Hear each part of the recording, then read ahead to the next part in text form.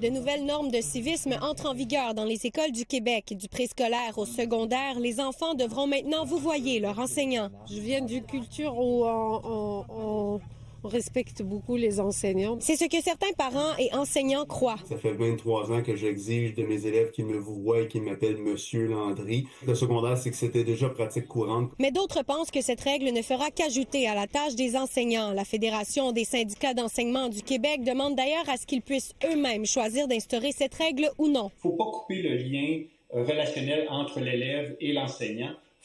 Il faut le préserver et ça, les enseignants sont les professionnels de l'éducation. C'est eux qui sont à même de prendre ces décisions-là. Pour les enfants à besoins particuliers et les petits du préscolaire, le défi sera encore plus grand. Les enfants qui ont des besoins particuliers peuvent éprouver certaines difficultés à comprendre pourquoi du jour au lendemain, on lui demande de dire « vous ». Il a été habitué d'appeler son enseignant, son enseignante, monsieur ou madame. C'est une difficulté qui viendrait s'ajouter aux difficultés qui sont déjà là de l'intégration des pronoms. Au cabinet de la ministre de l'Éducation, Sonia Lebel, on répond que le règlement a pour objectif d'établir un cadre en matière de civisme en milieu scolaire, mais qu'il devra être appliqué avec discernement.